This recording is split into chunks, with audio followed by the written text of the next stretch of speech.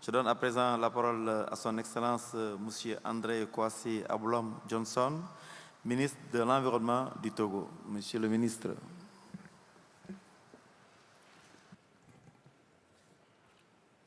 Monsieur le Président, Mesdames et Messieurs les ministres, distingués délégués, Mesdames et Messieurs,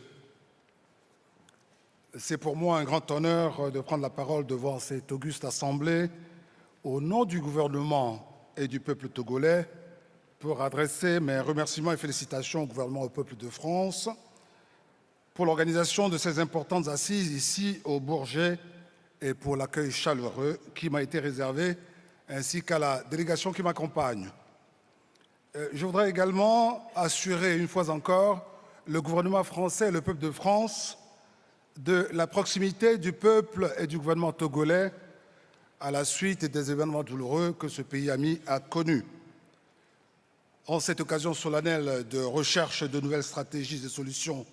pour la mise en œuvre effective de la Convention 4 des Nations Unies sur les changements climatiques, qu'il me soit tout d'abord permis d'adresser au nom du gouvernement togolais et en mon nom personnel mes remerciements et félicitations à Madame la secrétaire exécutive de la Convention cadre des Nations Unies sur les changements climatiques pour les efforts constamment déployés en vue d'amener toutes les parties à œuvrer de concert pour trouver des solutions consensuelles aux questions complexes que posent les changements climatiques. Je voudrais également saisir l'opportunité qui m'est offerte pour remercier et féliciter les présidents des différents organes subsidiaires de la Convention et plus particulièrement les coprésidents du groupe de travail spécial de la plateforme de Durban pour une action renforcée et tous les négociateurs pour l'esprit de consensus qui a guidé les différents travaux tout au long du processus de négociation sur le projet de texte du nouvel accord international sur le futur régime climatique qui sera adopté dans quelques jours ici à Paris. Monsieur le Président, Mesdames et Messieurs, il n'est plus besoin ici de vous rappeler que les changements climatiques, au cœur des débats internationaux, constituent aujourd'hui une menace réelle et un défi pour le développement de tous les peuples de notre planète et plus particulièrement pour les plus pauvres et les plus vulnérables qui sont plus affectés par le phénomène des changements climatiques. En effet, les sécheresses, la baisse de la pluviométrie, les perturbations des cycles saisonniers, les inondations, les cyclones et l'élévation du niveau de mer avec pour conséquence le phénomène de l'érosion côtière sont les signes palpables du dérèglement climatique que nous observons tous les jours et qui compromettent tout effort de développement, exacerbant ainsi le degré de pauvreté et de vulnérabilité des pays les moins avancés, les petits États insulaires en développement et les régions africaines. C'est pourquoi il urge dès aujourd'hui qu'une solution appropriée soit trouvée au niveau international, national, local et individuel pour ce phénomène qui n'épargne aucune région du monde. C'est ce qui explique, à ma connaissance, la récurrence des négociations internationales sur le climat, mais aussi et surtout ce qui justifie cet important rendez-vous de Paris. Monsieur le Président, Mesdames et Messieurs, dès l'entrée en vigueur de la Convention, les États partis s'étaient accordés sur la mise en place d'un instrument juridique plus contraignant qui vise à amener tous les pays développés à réduire de 5,2% leurs émissions de gaz à effet de serre entre 2008 et 2012 par rapport à l'année 1990. Certes, des efforts ont été réalisés dans une certaine mesure par les uns et les autres, mais la dégradation accrue des conditions de vie des populations les plus affectées par les impacts des changements climatiques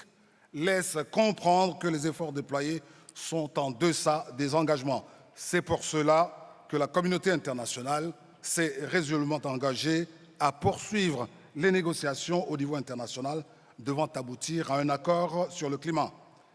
L'objectif est de parvenir à un nouvel accord international sur le futur régime climatique qui devra être adopté ici à Paris pour entrer en vigueur à partir de 2020. Cette rencontre de Paris devra donc être l'aboutissement d'un long processus. Notre pays, le Togo, n'est pas en marge de ce processus de lutte contre le phénomène de changement climatique engagé au niveau international depuis 1992. C'est ce qui justifie son engagement sans cesse aux côtés de la communauté internationale à œuvrer pour la pleine mise en œuvre de la Convention et de tous ces instruments juridiques connexes visant à ramener le réchauffement climatique à un niveau qui permette de rendre les conditions de vie supportables pour les générations présentes et futures et qui assure l'équilibre des écosystèmes de notre planète. Aussi, afin de contribuer à l'atteinte des objectifs de la conférence de Paris, le Togo s'est-il résolument engagé dans le processus de préparation de sa contribution prévue déterminée au niveau national dont le document a été soumis au secrétariat de la Convention le 30 septembre 2015. C'est ici le lieu de remercier, au nom du gouvernement togolais, notre profonde gratitude, de témoigner au nom du gouvernement togolais notre profonde gratitude au gouvernement français pour son appui technique et financier qui a permis à notre pays, le Togo, d'élaborer et de soumettre dans le délai sa contribution prévue déterminée.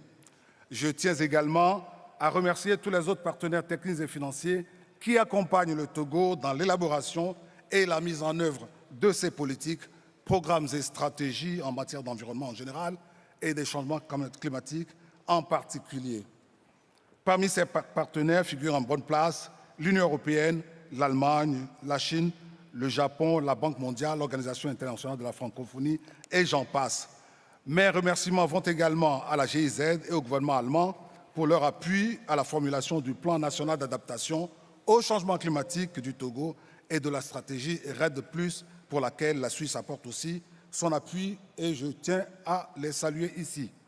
Distingués délégués, mesdames et messieurs, au Togo, les changements climatiques nous font payer de lourds tributs à travers des catastrophes telles que les inondations, les sécheresses et l'érosion côtière qui compromettent sérieusement notre développement économique et la sécurité alimentaire de nos populations, déjà rendues vulnérables par la pauvreté.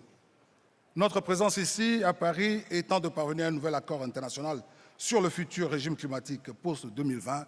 le Togo appuie les positions du groupe des pays les moins avancés, du groupe africain et du groupe des 77 et la Chine, et invite toutes les parties à redoubler d'efforts pour honorer les engagements pris à travers la Convention pour réduire les émissions de gaz à effet de serre conformément aux exigences de la science, contribuer substantiellement à la mobilisation des financements pour permettre aux pays en développement et surtout aux pays les moins avancés et les petits États insulaires en développement de s'adapter au changement climatique et enfin pour faciliter aux pays en développement l'accès à la technologie en vue de la mise en œuvre de la Convention.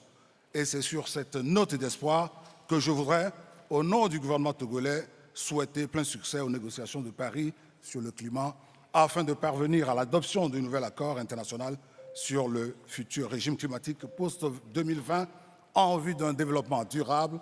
de notre planète. Je vous remercie pour votre aimable attention. Merci, Excellence, Monsieur le ministre Johnson, pour vos souhaits.